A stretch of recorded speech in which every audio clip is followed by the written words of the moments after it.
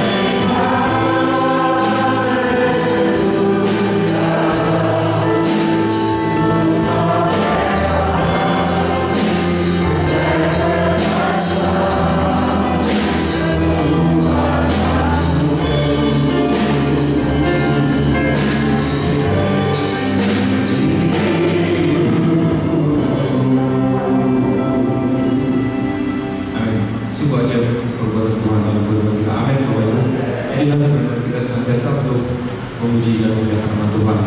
Inilah yang aku rindukan.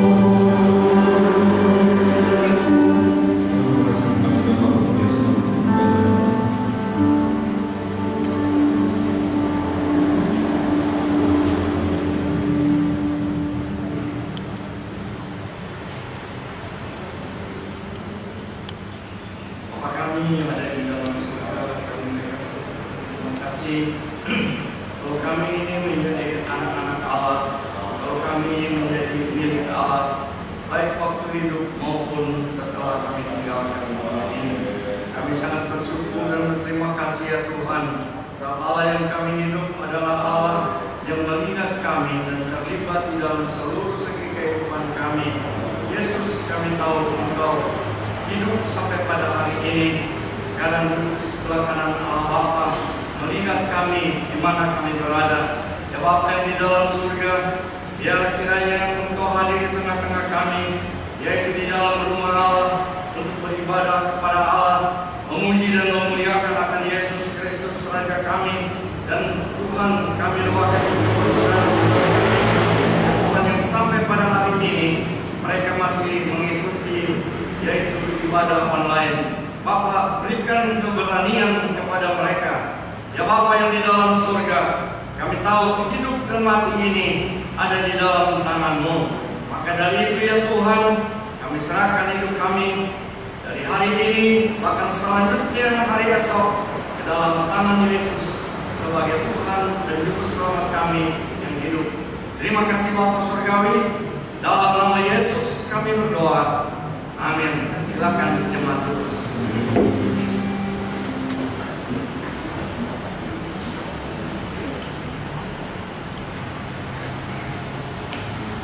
Sekali lagi salam, selamat pagi saudara kasih dalam Tuhan.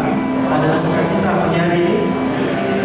Kita yang telah ditebus, kita mau nyatakan bahwa Tuhan itu baik dan segala puji dan kehormatan dan kemuliaan hanya bagi Tuhan. Mari kita nyatakan kepada Tuhan pagi hari ini, kami yang telah ditebus ingin menaikkan puji bagi Tuhan. Haleluya.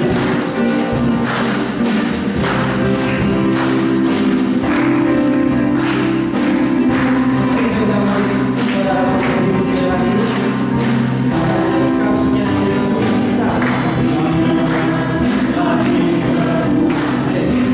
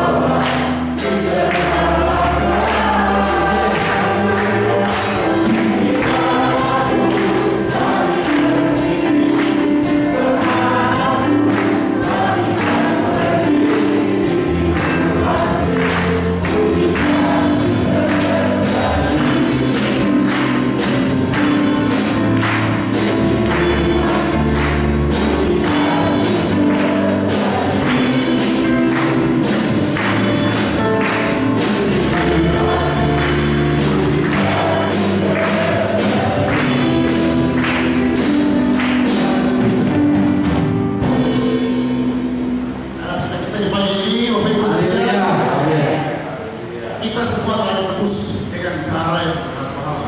Amin. Atau yang kasar, dengan kata lain, kita diberkaikan dengan darah.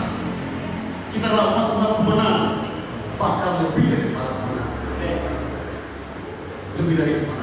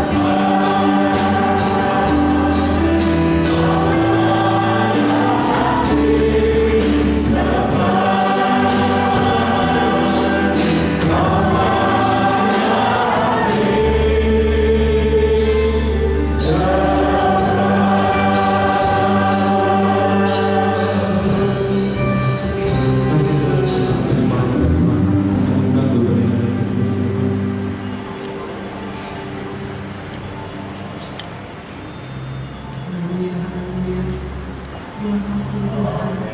Pagi hari ini kami menyembah Engkau sebagai Raja kami yang agung, Raja kami yang layak untuk ditinggikan, dimuliakan. Hosana bagi Raja kami yang duduk di tahta. Terima kasih Tuhan, terima kasih. Pagi hari ini kami mau bersyukur kepada Tuhan, oleh karena anugerah dan kebaikan-Mu masih tetap berlaku atas kehidupan kami. Kami boleh ada sebagaimana kami ada. Itu semua dan penyertaan dan perlindungan-Mu yang sempurna atas kami.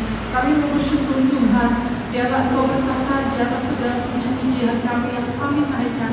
Karena kami rindu untuk senantiasa menyembah Engkau, meninggikan Engkau, memuliakan Engkau.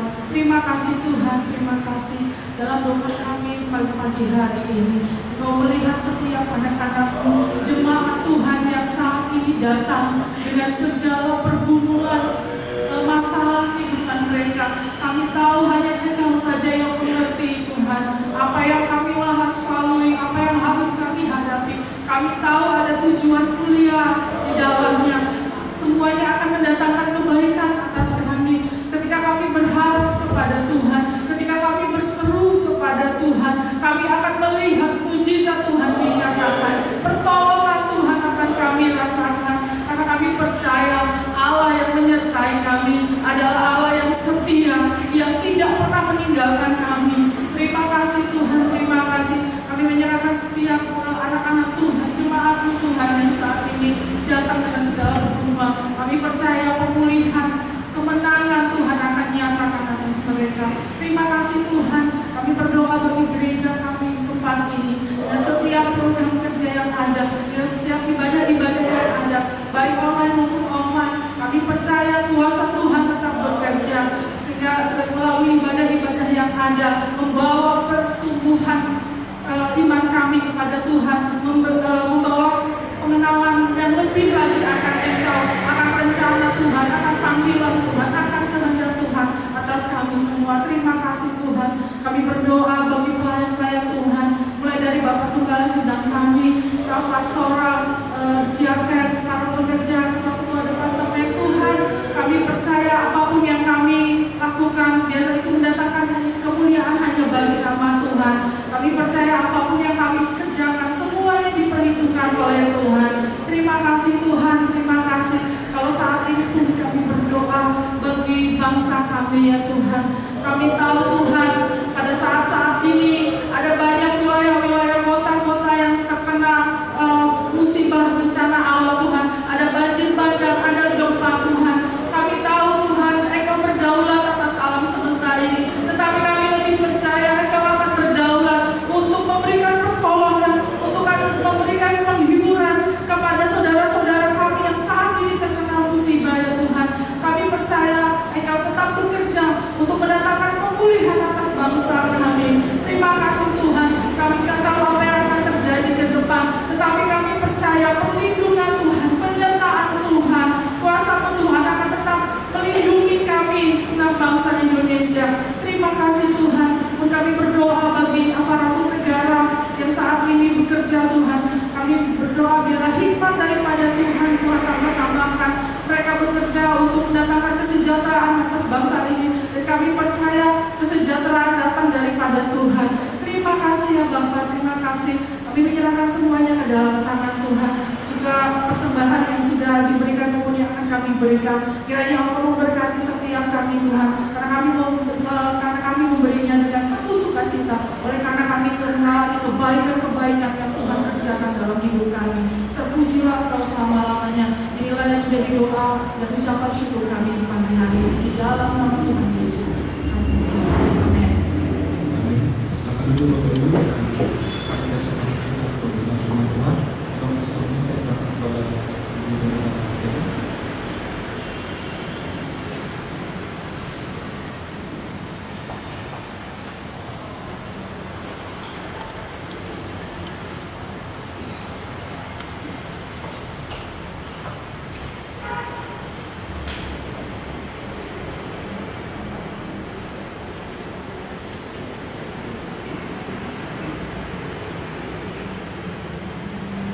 Puji Tuhan.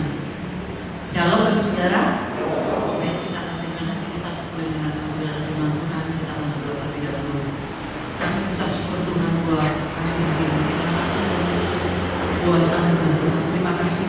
buat kemenangan sudah Tuhan berikan kepada kami. Terima kasih untuk Tuhan Yesus yang sudah meluluskan dan menyucikan kami sehingga melayakkan kami untuk tetap berdiri melayani Tuhan. Kami berdoa pada pagi hari ini Tuhan Yesus, sebelum kami mendengarkan kebenaran firman Tuhan, bacakan Tuhan setiap tanah hati kami Tuhan. Jadikan kami tanah hati yang lembut sehingga Tuhan benih firman Tuhan itu boleh berakar dengan kuat, boleh tertanam berakar dengan kuat dan bertumbuh dalam kehidupan kami, sehingga kami boleh melihat ada buah-buah yang boleh kami nikmati dan dalam firman Tuhan yang sudah kami alami. Terima kasih Bapa di surga, kami mengucap syukur buat semuanya ini. Sembunyikan hamba yang tidak ada apa-apanya di dalam salib Tuhan, dan Dia hanya kuasa boleh bekerja pada pagi hari ini. Haleluya, amin.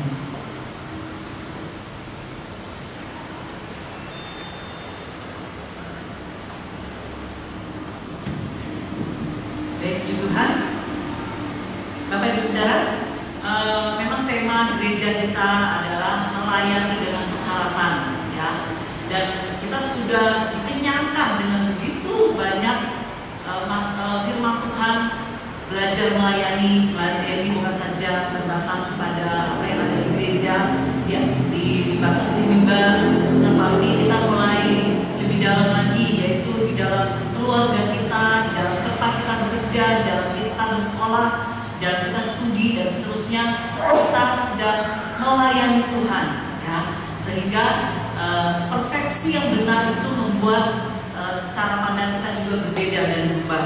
Nah, pada pagi hari ini kita masih segar di dalam ingatan kita seminggu yang lalu tentang kebangkitan Tuhan Yesus, ya.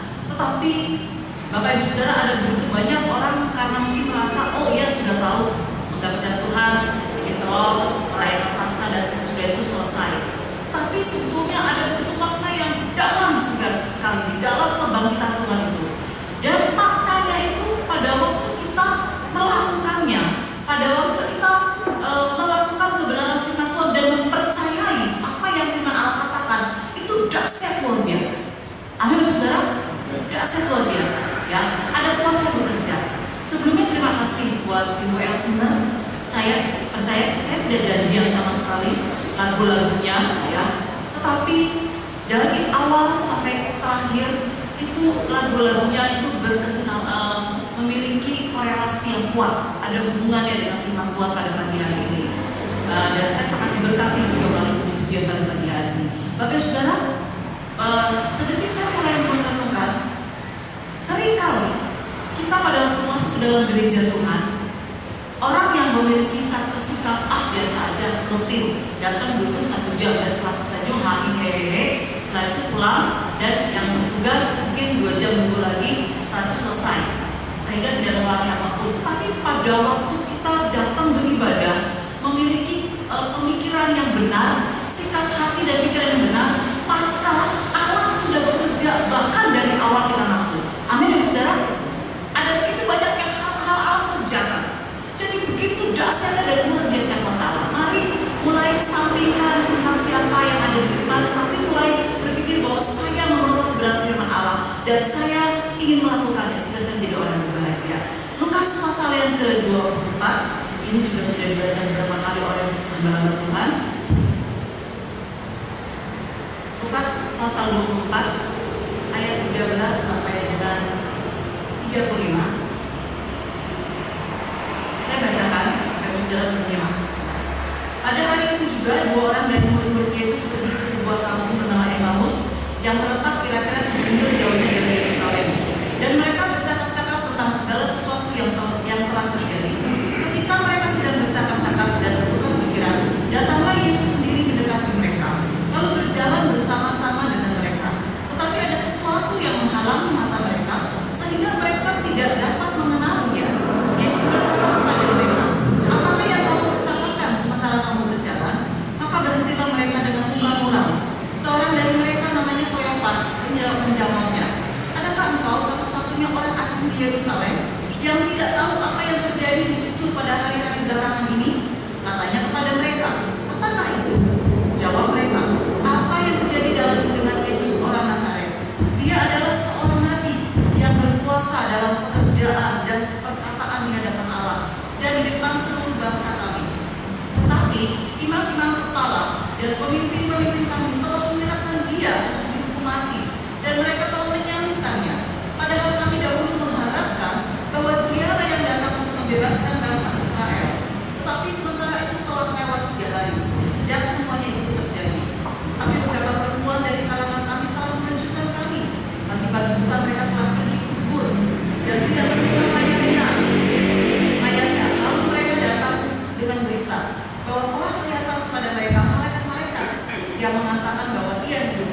Dan beberapa teman kami telah pergi ke kubur itu dan mendapati bahwa memang benar yang dikatakan perempuan-perempuan itu, tapi dia tidak terlihat. Lalu ia berkata kepada mereka, "Hai kamu orang bodoh, betapa lambatnya hatimu, sehingga kamu tidak percaya segala sesuatu yang telah dikatakan para nabi. Bukankah Mesias harus menderita semuanya itu untuk masuk ke dalam kemuliaannya?" Lalu ia menjelaskan kepada mereka apa yang tertulis tentang dia dalam seluruh kitab suci, mulai dari kitab-kitab Musa dan segala kitab nabi-nabi.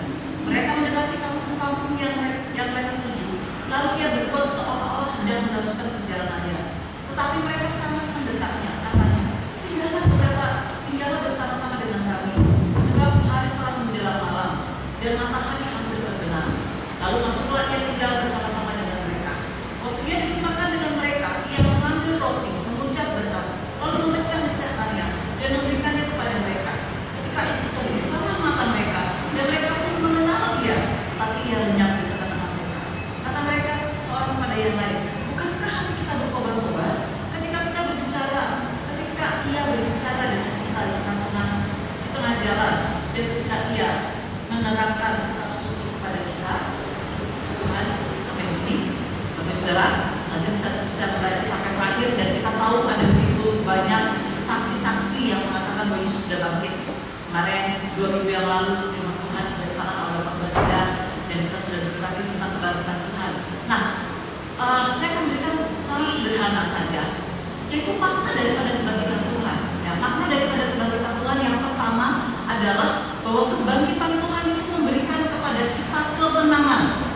Kita sebelum memberikan kemenangan, yaitu bahwa kebangkitan Tuhan itu membuktikan bahwa Dia adalah anak Allah. Kebangkitan Tuhan membuktikan bahwa Dia hidup dan Dia adalah Allah yang benar.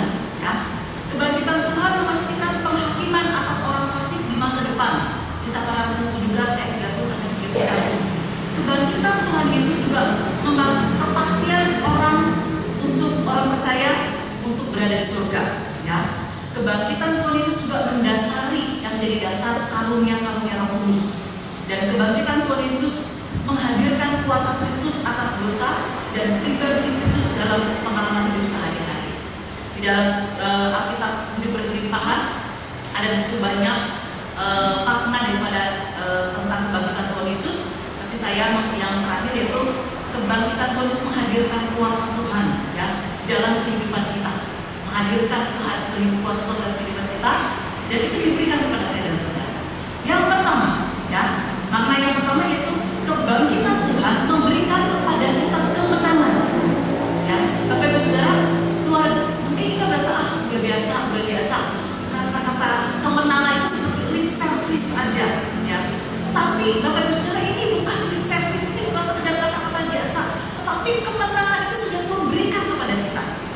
Kebangkitan Tuhan memberikan kemenangan. Amin, Bapak Saudara. Ada kemenangan? Ada kemenangan bagi orang-orang yang sangat mengenal arti kebangkitan Tuhan. Pasti ada kemenangan. Kita bisa buka di dalam Roma 8 ayat 37. Roma 8 ayat 37.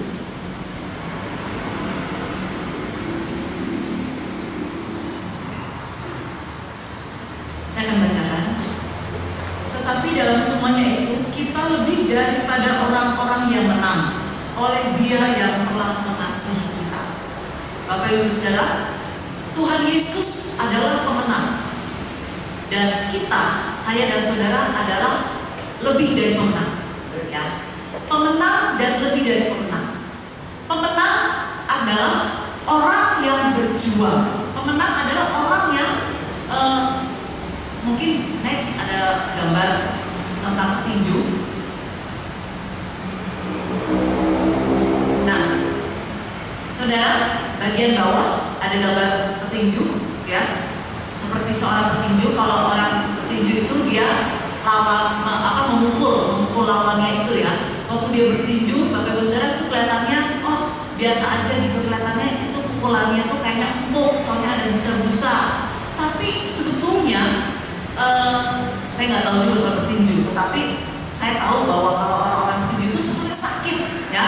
Karena pada waktu mereka bertinju, beberapa orang yang petinju-petinju itu ada yang sampai mengalami cacat secara tubuh ya. Ada yang kepalanya itu pecah ya, atau mungkin matanya harus mengalami kebutaan karena mungkin pada waktu dipukul matanya itu pecah dan retina matanya pecah dan seterusnya. Lalu kemudian mungkin bukan cuma tubuh-tubuh yang memar dan bengkak ya, tapi dia berjuang sedemikian rupa sampai berdarah-darah ya, untuk memenangkan apa? Untuk memenangkan sebuah hadiah, piala ya, piala. Dan pada waktu dia bertinju, taruhlah ini Mike Tyson, gambar Mike Tyson, waktu dia bertinju melawan lawannya gitu ya, lalu kemudian dia bukannya enak nyaman duduk gitu lalu menang, tidak, tapi dia Mike Tyson itu berjuang mengeluarkan tenaganya, strateginya, teori-teori yang sudah dia dapatkan bagaimana cara bertinju yang baik dan dipraktekkan. Mungkin kepalanya bengkak, memar, matanya pecah dan seterusnya, tetapi sampai pada akhirnya dia menang ya. Nah, pada waktu menang, kemudian hadiah-hadiah itu diberikan, trofi-trofi diberikan. Bukan cuma hadiah yang diberikan, bukan cuma piala kebanggaan yang diberikan, tetapi tentunya ada bonus lain yang tidak kalah penting. Ada sejumlah uang yang cukup besar ya, yang dia terima. Nah, pada waktu si pemenang ini ya, Mike Tyson yang sudah bertinju di ring, dia berdarah-darah, dia mendapatkan trofi, dia mendapatkan bonus, dia mendapatkan piala, dia mendapatkan banyak penghargaan-penghargaan. Mike Tyson ini adalah pemenang. Mike Tyson adalah pemenang. Itu sebelum pemenang. Kemudian Mike Tyson ini pulang ke rumahnya dengan tubuh yang sudah berdarah-darah, tapi hatinya senang ya, karena ada reward, ada hadiah-hadiah yang dia bawa pulang untuk keluarganya. Keluarganya membuka pintu. Istrinya membuka pintu dengan senang, anak-anaknya dengan bangga, "Ore, papa juara." Anaknya dan istrinya lebih dari pemenang. Mike Tyson seorang pemenang. Anak istri Mike Tyson lebih dari pemenang. Itu yang disebut, yang membedakan antara pemenang dan lebih dari pemenang. Pemenang adalah seseorang yang berjuang di arena sedemikian rupa sampai berdarah-darah, dan kemudian hasilnya diberikan kepada orang yang sangat dia kasihi, dia sayangi. Bapak, Ibu, Saudara, saya dan kita semua adalah orang-orang yang sangat dikasihi Tuhan. Amin. Amin, Bapak Saudara. Begitu besarnya kasih Allah ke dunia ini, sehingga dia mengorbankan anak yang tunggal supaya setiap orang yang percaya kepadanya, tidak binasa, melainkan beroleh hidup yang kekal. Dan Yesus adalah pemenang. Yesus adalah pemenang. Saat dia berjuang di kayu salib, dan kemudian saat waktu dia di kayu salib, iblis bersorak seolah-olah Allah, Yesus sudah kalah. Tetapi di antara kematian dan kebangkitan ada satu hari, yaitu hari Sabtu, ada hari Jumat, hari Minggu. Hari Minggu adalah hari kebangkitan, hari Jumat Agung, hari kematian. Di antara kematian dan kebangkitan ada satu hari. Itulah hari proses menuju kebangkitan. Yesus tidak mati, tetapi dia bangkit. Yesus pemenang, dan kemenangannya itu diberikan buat saudara, buat saya. Jadi tidak ada alasan untuk kita menjadi murung, tidak ada alasan untuk kita menjadi depresi, tidak ada alasan untuk kita menjadi patah semangat. Kenapa? Karena saudara dan saya adalah orang-orang yang lebih dari pemenang. Amin. Kita tidak berjuang sendirian, saudara, melawan kutuk dosa, berdarah-darah. Tidak. Yesus itu sudah mati, cukup enough. Ya. Nah, pada waktu Yesus pemenang, kita lebih dari pemenang. Kita tidak melakukan apapun untuk mendapatkan kemenangan itu, karena Yesus yang sudah melakukannya di atas kayu salib. Dan kebangkitannya, kuasa kebangkitannya diberikan buat saudara dan saya. Hanya orang-orang yang menerima dengan iman kuasa kemenangan itu yang dapat disebut lebih dari kemenangan. Amin, Bapak Saudara. Pergumulan apapun yang kita hadapi tidak jadi masalah. Seberat apapun tidak jadi masalah. Kita adalah orang-orang yang lebih daripada pemenang, karena Yesus sudah memberikan kemenangan kepada kita. Itu artinya, Bapak Saudara, anugerah kasih karunia Allah tidak dengan saya mungkin untuk supaya hidup benar, dia dapat Tuhan, supaya saya dapat perkenanan Tuhan, mungkin saya harus puasa 40 hari, mungkin saya harus kayaknya berjuangnya sulit sekali. Tidak begitu, Saudara. Yesus sudah tanggung semua kutuk dosa, Yesus sudah tanggung semua pergumulan kita, Yesus sudah tanggung semua sakit penyakit kita. Semua masalah yang kita hadapi di dalam dunia ini, Yesus sudah tanggung semuanya. Dan itu diberikan kepada saya dan saudara. Saudaralah orang-orang yang lebih daripada pemenang. Saudaralah yang menikmati kuasa daripada kebangkitan itu. Ya. Jadi anugerah itu luar biasa. Waktu kita menyadari ini, kita akan menjadi orang-orang yang hatinya kuat. Ya. Jadi ingat bahwa saudara dan saya adalah orang-orang yang lebih dari pemenang. Seperti ujian tadi katakan, lebih dari pemenang dalam segala perkara. Bukan cuma satu perkara, 1-2 perkara, kita lebih dari pemenang. Bukan karena kita pintar, bukan karena kita hebat, bukan karena kita mampu, bukan karena kita punya pengalaman, tidak. Tapi karena ada Tuhan Yesus yang ada di dalam hidup kita, yang menyertai kita, itu yang memberikan kemenangan kepada kita. Saudara, ini bukan omong kosong. Ya, kalau disaksikan mungkin tidak cukup waktu, tapi saya percaya ada banyak juga jemaat-jemaat yang mengalami kuasa kebangkitan Tuhan dan mengalami dari hari ke hari bagaimana campur tangan Tuhan, pertolongan Tuhan, sehingga mereka adalah orang-orang yang lebih daripada pemenang. Berikutnya, yang kedua adalah Dia memberikan pengharapan. Nah, kebangkitan Tuhan Yesus itu memberikan pengharapan. Ada harapan.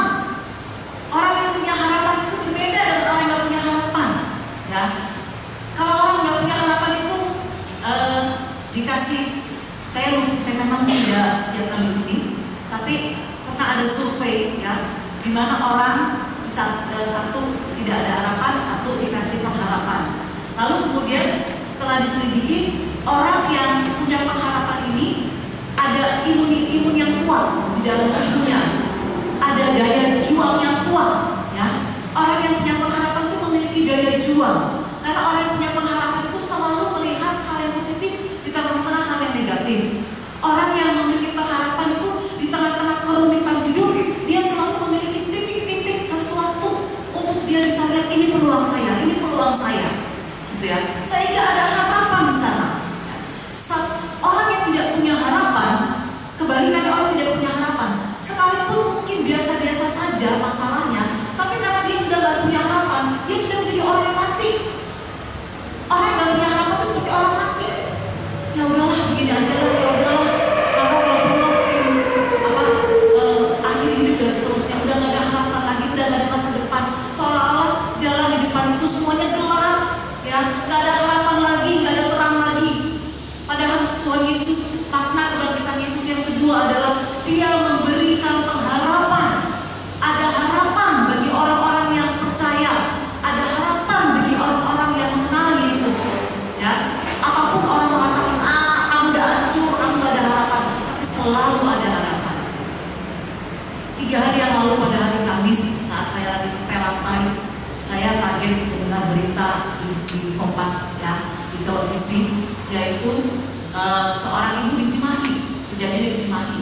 Nggak tahu ya apakah itu ada di ruangan saudara atau tidak, tapi tidak dijelaskan Cimahinya di mana, Cimahi Tengah, Utara dan seterusnya, nggak tahu di mana. Di daerah Cimahi ada seorang ibu yang padahal sebetulnya sebelum-sebelumnya dia kelihatannya masih beraktivitas di rumah itu, ya, tapi masih ketemu sama tetangganya juga.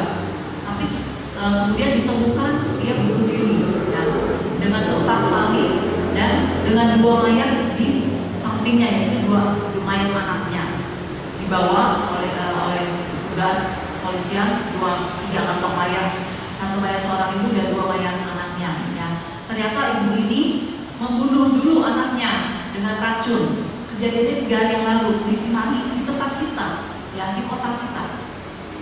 Dibunuh dulu anaknya, setelah itu baru dia bunuh diri. Saya kaget karena waktu itu pas saya lihat memang selintas gitu ya. Tadi saya mau tanya itu daerah mana? Suami saya bilang nggak tahu di mana, itu di Cimahi.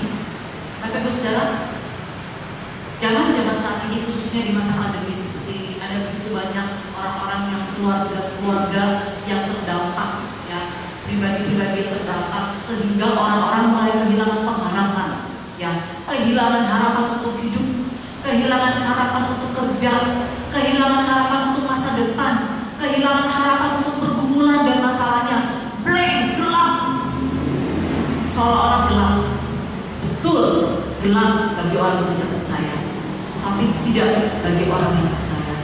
Bagi orang yang percaya tidak ada satupun yang mustahil. Amin. Manusia bilang mustahil, tapi bagi Allah tidak ada satupun yang mustahil. Selalu ada harapan bagi orang yang percaya kepada Tuhan Yesus Kristus. Kenapa? Karena kebangkitan Tuhan itu memberikan harapan buat saya dan saudara. Jangan kita menjadi orang yang putus asa. Jangan kita menjadi orang yang seolah tidak punya harapan lagi. Yesus sudah mati, kematiannya itu dan kebangkitan itu diberikan buat saya dan saudara. Selalu ada solusi, selalu ada jalan keluar. Di sekeliling kita, orang-orang yang tidak mengenal Tuhan, ada banyak orang-orang yang tidak punya harapan. Saudara yang punya pengharapan itu berikan harapan itu buat orang lain. Saya suka kadang-kadang baca WA misalnya ya, yang hoax saya tidak suka, tapi kadang-kadang yang bagus oke, misalnya ini bagus, misalnya daun sirih ini, sirih merah ini bagus untuk kesehatan, sudah dicoba, gitu ya. Setelah direbus airnya lumayan buat imun, saya nggak tahu lah buat apa ya, tapi kan ada banyak kan misalnya daun-daunan, daun mint, jahe dan seterusnya. Selagi itu bagus buat kesehatan kita, ya. Dan kemudian kenapa kita nggak membagikan buat orang lain sehingga orang lain yang kelihatannya nggak tahu apa-apa jadi tahu. Oh iya benar, ternyata berkhasiat loh daun sirih, daun sirih merah itu, gitu ya.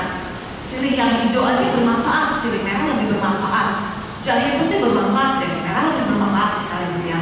Jadi ada begitu banyak Tuhan sediakan di sekeliling kita. Oh kita tahu, kita mencobanya dan kemudian kita, oh iya benar-benar, gitu ya.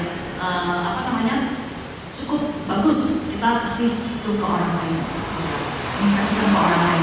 Kumis kucing misalnya, untuk yang ayam kalau nggak salah namanya ayam yang nggak bisa buang air kecil, lalu kemudian diminum dan kemudian bisa misalnya. Tuhan sudah sediakan itu. Nah, berikutnya adalah saya dan saudara punya Tuhan Yesus. Saya dan saudara punya pengharapan.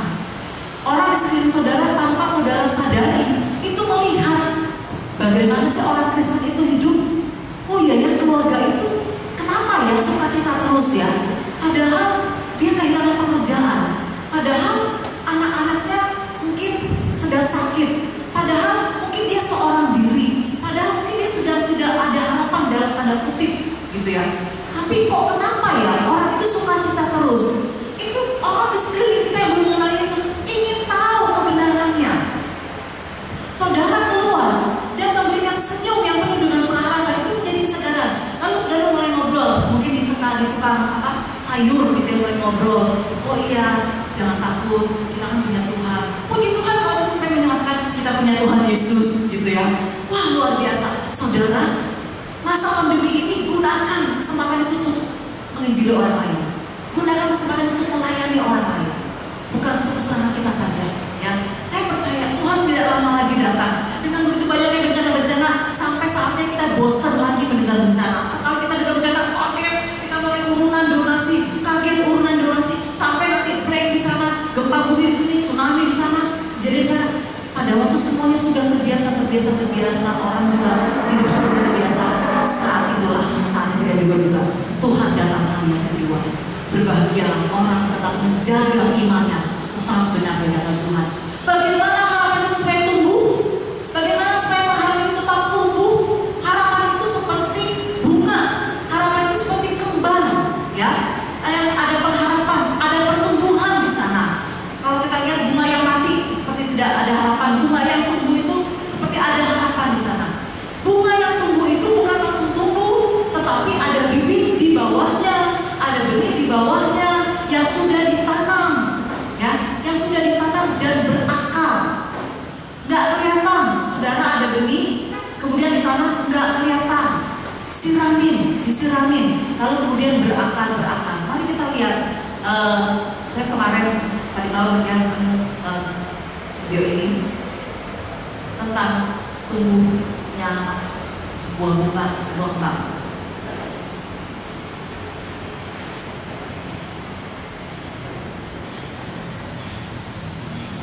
Ya, bisa kita lihat, bisa diklik mungkin Pak Bapak. Depannya enggak. Saya sekali ya, nggak ada ini ya. Oke, kita keluar gambarnya, apa-apa. Nah, di sana ditanamkan, benih itu ditanam. Setelah ditanam, rupanya ada seseorang yang videoin, Bapak Ibu Saudara ya, videoin. Lalu kemudian orang itu pengen tahu berapa lama dari bibit sampai kepada jadi kembang, jadi bukan kembang, jadi tumbuhan, bertumbuh. Itu memerlukan waktu 21 hari, ada yang 14 hari, ada yang 21 hari, ya. Tapi mungkin di hari pertama, kedua, ketiga itu nggak ada pertumbuhan sama sekali. Tapi kemudian karena itu videonya YouTube dicepetin gitu ya. Tapi ada hari pertama, ada kedua, ada ketiga gitu. Proses pertumbuhan itu kelihatan. Proses pertumbuhan kelihatan. Langsung tumbuh. Di hari ke-14, terlihatlah bunga yang cantik. Ya. Nah, Bapak Ibu Saudara, kelihatannya waktu saudara dengar firman Tuhan itu kelihatannya biasa, nggak ada perubahan apa-apa. Tapi saudara mendengar firman Tuhan itu sama dengan benih yang tertanam di hati kita. Makanya kalau saya berdoa, Tuhan jadikan benih firman Tuhan tertanam, ya. Lalu kemudian berakar. Waktu tertanam berakar. Waktu berakar yang kuat, akarnya itu menyerap tanah ke dalam. Menyerap. Waktu dia menyerap itu ada perjuangan nggak kelihatan. Barulah tumbuh. Sekitar 14 hari kemudian tumbuh. Orang lagi bagus ya, cantik ya, keren ya. Siapa yang tahu bahwa benih itu sudah hancur dan kemudian dia berakar, berproses di dalam tanah itu. Bapak Ibu Saudara, firman Tuhan yang Bapak Ibu Saudara dengar sekali, dua kali, jangan dibuang. Biarkan itu berproses. Pada waktu dia berproses dalam hidupmu, engkau akan melihat pertumbuhannya. Sehingga engkau akan melihat ada harapan yang pasti. Karena firman Allah itu ya dan amin. Tapi orang yang tidak mau dengar firman Tuhan, datang hanya rutinitas saja, datang ya udah. Yang di dalam Alkitab mengatakan ada yang dipatok burung, artinya iblis ambil, udah nggak usah dengerin, udah nggak usah dengerin, cuek aja masalah kamu itu berat, nggak mungkin. Nah, dipatok burung ya. Lalu kemudian ada yang masuknya di batu terhimpit, ya, benihnya terhimpit, artinya ya bagus sih, saya pengen, nggak mungkin lah, nggak tahu ya masalahnya berat banget. Khawatir lagi. Terkhawatir itu menghimpit sehingga tidak bisa bertumbuh. Yang nggak bisa bertumbuh, nggak bisa berakar, nggak bisa ada pertumbuhan yang besar. Bapak Ibu Saudara, hidup yang penuh harapan itu akan kita menjadi orang penuh harapan. Dasarnya harus ada benih firman, ada benih firman Tuhan di hati kita. Itu yang menumbuhkan kita sehingga ada harapan. Oh iya, masalahku besar, tapi aku punya Yesus yang luar biasa, Yesus yang lebih besar, gitu ya. Penyakitku dokter bilang tidak ada harapan, atau dokter bilang penyakitku tidak ada harapan, tapi aku punya Allah Yehova Rafa, Allah penyembuh, gitu ya. Wah, rumit lah rumah tangganya itu, nggak mungkin lah, mertuanya itu keras kepala, mantunya lebih keras kepala lagi, wah nggak mungkin lah itu bisa rukun, gitu ya. Tapi pada waktu kita ada harapan, kita akan mengatakan dia Allah Yehova Shalom, Allah yang akan mendamaikan, memulihkan. Saya ngobrol dengan anak saya sambil tiduran, saya bicara firman Tuhan tentang Yehova Rafa, Joe ada 7, Yehova Rafa, Yehova Nisi, Yehova Shalom, Yehova Tsidkenu, Yesus. Rupanya dia nyimak, terus yang terima apa nih? Ada 7, untungnya saya ingat gitu ya. Terus ini, nah nanti Joseph kalau gede, kalau Joseph punya masalah ini, Joseph tinggal sebut Tuhan Allah Yehova Rafa, Allah yang menyembuhkan. Gitu ya. Walaupun dalam doa mesbah kami suka kembali-balik, ya Tuhan, saya sakit, kiranya Allah Yehova Jireh menyembuhkan. Salah sebut ya, tapi Tuhan mengerti. Dia nggak bilang kamu salah sebut, nol nilainya, enggak. Dia tahu hati kita, ya. Terus sebabnya biarkan hati kita tuh menjadi subur. Ladang kita harus baik, tanah hati kita harus baik, supaya itu berakar dan kemudian kita yang menikmati hidup yang penuh dengan pengharapan. Yang ketiga, yaitu, saudara kalau sekalian, yang berikutnya adalah memberi sukacita, ya. Memberikan pengharapan dari kita dari tadi, 23:18 mengatakan masa depan sungguh ada dan harapanmu tidak akan pernah hilang. Ya. Lalu di dalam yang ketiga yaitu kebangkitan Tuhan Yesus Kristus memberikan sukacita buat saya dan saudara. Amin. Ada kebangkitan, smile, ya. Mungkin saudara suka lihat, wah kayaknya nih kalau pendeta kok apa mungkin jaga image ya. Jadi kalau nyanyi itu harus angkat tangan supaya kelihatan sukacita. Saya percaya bukan dibuat-buat. Tapi karena ada sukacita yang mengalir di dalam hati kita, ada sesuatu yang meluap-luap sehingga itu rasanya kita pengen goyang gitu ya. Pengen itu bersorak. Saya itu angkat tangan nyanyi itu bukan cuma di gereja, di rumah juga. Kadang-kadang setel lagu.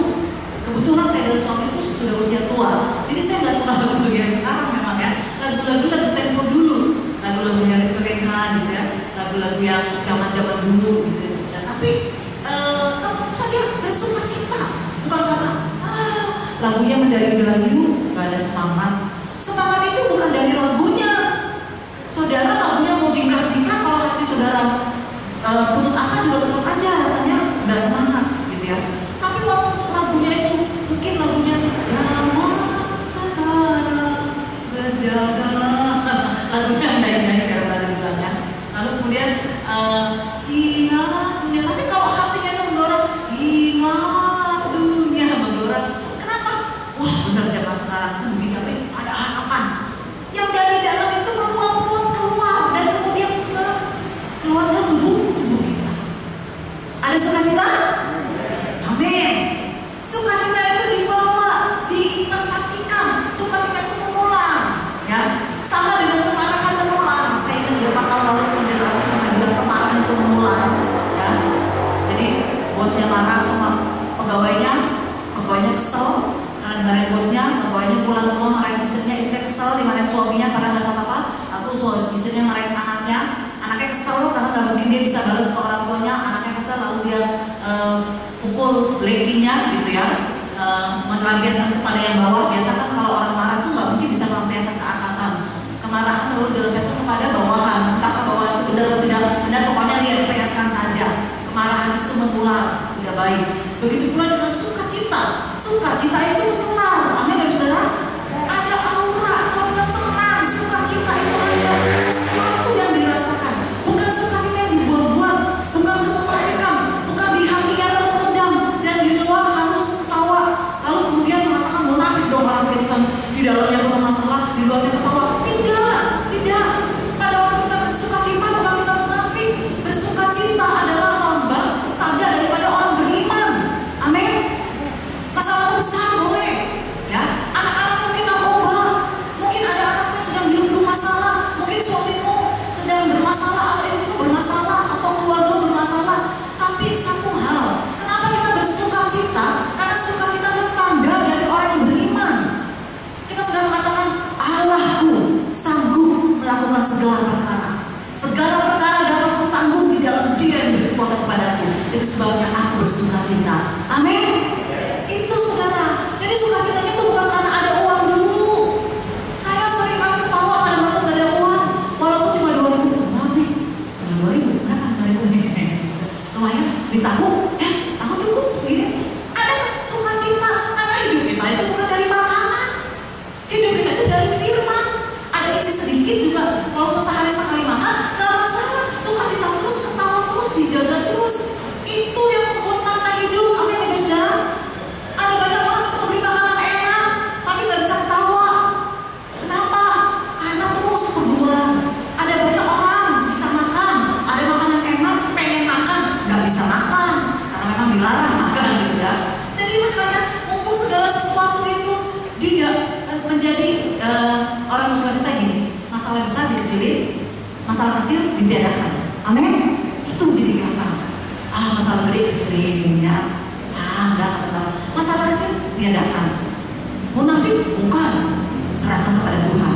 Kita bersukacita. Ciri dari orang yang mengalami makna kebangkitan Tuhan Yesus Kristus. Biarlah kita menjadi orang yang sukacita. The joy of the Lord is my strength. Saya sering kali menjadi kata-kata DP saya ya di HP.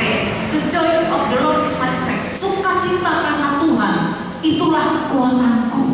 Ya, waktu kita bersuka cita itu kita menjadi orang yang kuat. Ya, kesenangan itu. Amsal 17:22 soal hati yang gembira adalah obat yang manjur. Ya, Bapak Saudara, sekali waktu saya nonton tayang televisi ya di TV One. Lalu kemudian pakar-pakar epidemiologi ya. Di situ ada dari Ustadz, lalu kemudian juga ada dari ada dua ya. Satunya lagi adalah kalau saya bilang paranormal, yang saya bilang paranormal, tapi dia bilangnya nggak tahu lah lebih halus gitu. Nah dia bilang begini, orang-orang yang bahagia, orang-orang yang suka ketawa itu nggak bisa disantet, katanya. Orang-orang yang suka ketawa itu nggak bisa disantet. Keluarga-keluarga yang suka ketawa, bukan ketawa sendirian ya, bukan ya. Keluarga yang suka happy, yang selalu happy itu sulit disantet. Satu. Lalu kemudian saya ngobrol dengan seseorang. Kemudian orang percaya, orang Kristen, tapi masa lalunya penuh dengan suka kedukun-keduknya. Dia mengatakan seperti ini, anak Tuhan ini. Iya, kata ini benar. Karena teman saya itu orang tuanya dukun. Dia ngomong gini, tahu nggak? Yang paling susah disantet itu orang apa? Orang Kristen. Paling susah disantet. Ya. Bukan karena orang Kristen itu punya ajimat yang lebih gede, bukan. Tapi karena orang Kristen yang mengalami kuasa kebangkitan Tuhan. Kenapa kita suka cita? Karena kita tahu Yesus sudah bangkit. Ya, kita nggak perlu khawatir lagi. Kan kebangkitan diberikan kepada kita. Ada harapan bagi kita, ada kemenangan bagi kita. Kita happy, kita suka cita. Ya, dan itu yang membuat setan aja nggak bisa masuk loh orang-orang yang bahagia. Setan aja nggak bisa masuk orang-orang yang suka cita dan happy. Kedua, penyakit juga. Seorang dokter, sekarang pakar dokter mulai berkata juga, iya, ya, ternyata imun yang paling kuat, yang terbaik adalah hati yang senang, hati yang gembira. Ya, cobalah apa yang bikin kita gembira. Kalau ada orang yang nyakitin kita, lupain. Jangan terlalu penuh pikiran kita dengan pikiran sampah. Sampah itu dibuang, gantilah dengan bunga, ya, yang baik-baik, yang segar-segar, yang senang-senang. Pikirkan semuanya itu, maka Allah sebenarnya segera berikan kepada kita. Firman Tuhan, firman Tuhan sampai di sini kita akan membacakan. Mari makna kebangkitan Tuhan. Yang pertama memberikan kemenangan, yang kedua memberikan pengharapan, dan yang ketiga memberikan sukacita. Biarlah firman Tuhan ini boleh menjadi kota buat kita semuanya. Walaupun saya mencatat ada juga penghalang-penghalang kenapa orang tidak bisa melihat kebangkitan yang diambil juga dari kitab Lukas itu, tapi dengan cepat saja yang membuat seseorang itu tidak bisa melihat kebangkitan. Pertama adalah ketidakpercayaan. Orang yang tidak percaya tidak akan pernah mengalami kuasa atau makna kebangkitan Tuhan. Kenapa tidak percaya? Zaman dulu, berita hoax bukan cuma zaman sekarang, tapi zaman dulu, ya. Pada waktu Yesus bangkit, Bapak juga tahu para imam menyogok orang-orang tertentu, disogok. Kasih tahu Yesus mayatnya dicuri. Kasih tahu Yesus tidak bangkit, ya, mayatnya dicuri orang. Mereka menyogok untuk menutupi sebuah kebenaran dibayar dengan uang, ya, yang adalah jadinya adalah berita hoax. Berita hoax itu yang sampai hari ini juga ada menyebar. Itu sebabnya di beberapa orang Kristen pun mengatakan, benar gak sih Yesus bangkit? Apa iya Yesus bangkit? Soalnya, nah, beberapa orang yang tidak percaya, mereka memegang doktrin di mana yang mengatakan Yesus itu dicuri orang mayatnya, tidak bangkit. Tapi berbahagialah kita yang tahu kebenarannya dan kita percaya bahwa Yesus bangkit. Amin. Karena itu adalah kebenaran. Nah, yang seringkali menghalangi kita untuk mengalami kemenangan, kebangkitan, sukacita karena ketidakpercayaan kepada firman. Mari saudara, saat kita mulai tidak percaya, tolak itu, katakan, Tuhan, saya mau percaya. Ada satu ayat yang saya suka di dalam Alkitab. Saudara tahu ketidakpercayaan itu adalah dosa besar. Lebih daripada dosa membunuh. Kadang-kadang orang berpikir dia membunuh, dia berzina, tapi dosa tidak percaya itu juga dosa besar. Kenapa? Karena dengan ketidakpercayaan ini kita tidak bisa mengalami Tuhan dalam kehidupan kita. Seorang yang datang kepada Tuhan mengatakan, Tuhan tolonglah anakku sedang sakit, sembuhkanlah dia. Lalu Yesus mengatakan, apakah engkau percaya? Lalu prajurit mengatakan, Tuhan, aku percaya, tolonglah aku yang tidak percaya ini. Saya mulai melihat, Tuhan, aku percaya, tolonglah aku tidak percaya ini. Pertama, Tuhan, aku percaya adalah kata-kata iman. Tolonglah aku yang tidak percaya ini. Itu memberitakan bahwa seringkali menggerogoti kita sehingga kita jadi tidak percaya. Dan kita perlu minta pertolongan Tuhan. Kita perlu mengakui di hadapan Tuhan. Ampuni saya Tuhan. Saya tahu Tuhan besar, tapi seringkali saya tidak percaya. Seringkali saya khawatir. Ampuni saya Tuhan. Sama seperti perwira ini. Dan akhirnya perwira ini mengalami mujizat Tuhan. Penghalangnya adalah ketidakpercayaan. Penghalang yang kedua adalah mata yang tertutup, selaput yang menutup mata mereka sehingga mereka tidak mengenal Yesus. Ya. Yang ketiga adalah kedegilan atau keras hati. Junjungan Tuhan, jadilah kita orang-orang yang menerima makna daripada kebangkitan Tuhan Yesus. Kita akan berdoa. Mari saya minta dalam nama Bapak Ibu Gembala Sidang Tata yang akan berdoa buat firman Tuhan. Biar kita menjadi jemaat-jemaat yang penuh dengan ketenangan, memiliki pengharapan, memiliki juga sukacita oleh karena kebangkitan Tuhan sudah diberikan kepada kita semua.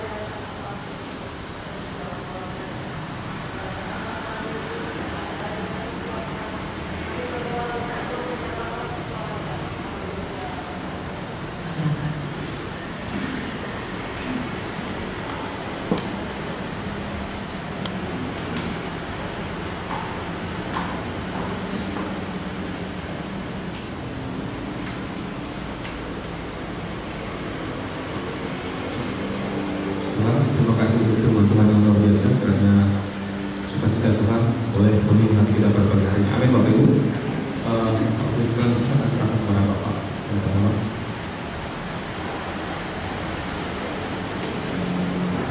Baik Bapak Ibu Saudara yang dikasihi Tuhan, saat ini saya akan sampaikan bahwa kita akan mengambil persembahan ekstra untuk apa? Kita mengetahui bahwa bencana alam yang ada di NTT itu kurang lebih lintas dari Batallah ada 42 yang rusak dan korban dan dari BPD mengimbau untuk kita semua gereja berpartisipasi untuk mengingatkan korban daripada saudara-saudara kita yang ada di NTT. Sedang duduk pada saat ini ada mereka yang keluarga mereka membutuhkan, tapi kita sebagai saudara muslimah kita akan meringankan beban mereka dengan kita akan mengambil persembahan saat ini adalah spesial untuk kita berikan untuk saudara-saudara kita yang ada di NTT yang sedang ditimpa musibah. Saya persilakan saudara yang akan mengambil persembahan khusus ini. Kita akan memberikan pujian. Ada satu sobat guru yang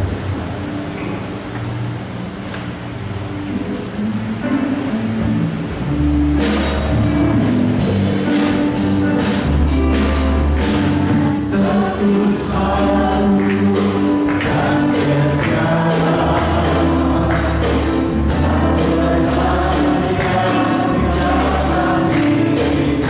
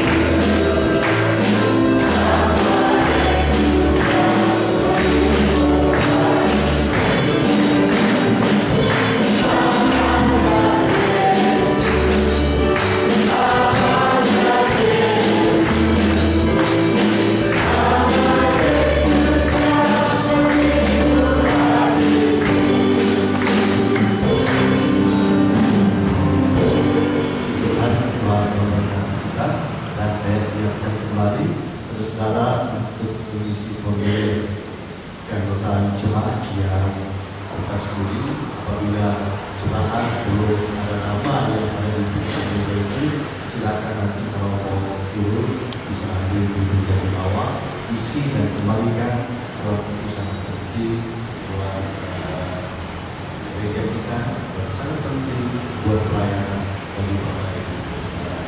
Tuhan terima kasih untuk Bapak Ibu. Ibarat sudah berakhir dan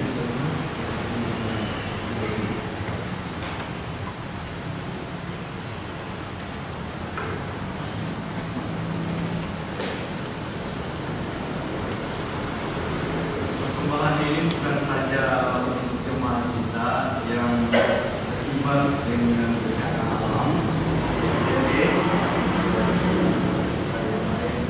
kita tahu bencana ini adalah bencana yang begitu besar. Kalau di televisi ada 5 rata tanah, ya, begitu hebat yaitu bencana ini, dan kita tahu saudara ini merupakan satu peringatan bukan saja untuk orang di NTT, tapi juga untuk kita sekalian, yaitu tentang catatan Tuhan yang diberkati. Biarlah kita siap sedia untuk menyambut kedatangannya yang kedua kali. Dan saudara, satu lagi saya mengingatkan, memberitahukan kepada saudara-saudara bahwa kaum pria telah memulai ibadahnya pada hari Kamis yang lalu, yaitu hanya jamnya tidak jam 6, ya, tapi yaitu mulai jam 5:30. Waktu mulai di hari Kamis yang lalu ada 20 orang yang hadir, yaitu banyak. Waktu mulai yaitu pada kaum pria dan wanita, saya tidak tahu kapannya, tapi baiklah saudara, kita terus beribadah dan kita berdoa untuk saudara-saudara kita yang sakit, saudara-saudara kita yang tidak bersama-sama dengan kita doakan mereka. Baiklah, adakah di antara saudara-saudara yang baru pertama kali hadir pada pagi hari ini? Ada yang baru pertama kali hadir di atas? Tidak ada. Kalau demikian, baiklah kita bangkit berdiri sama-sama berakhir daripada kita di bagian yang pertama. Bapa kami yang di dalam surga, kami sangat bersyukur dan berterima kasih karena mempunyai Yesus yang tidak pernah berubah. Meskipun secara kasat mata kami tidak melihatnya, tetapi sesuai dengan janjinya, Engkau menyertai kami ya Yesus. Dan kami percaya Roh Kudus, dan kami percaya akan malaikat-malaikat yang melindungi kami dan keluarga kami. Ya Bapa yang di dalam surga, kami doakan saudara-saudara kami yang mengikuti ibadah online di rumah, berkati mereka juga ya Tuhan. Terima kasih Bapa di dalam surga, kami berdoa ya Tuhan supaya Engkau berkati keluarga mereka juga. Saudara-saudara pulanglah dengan damai, pulang dengan sejahtera. Biarlah anugerah serta kemurahan dari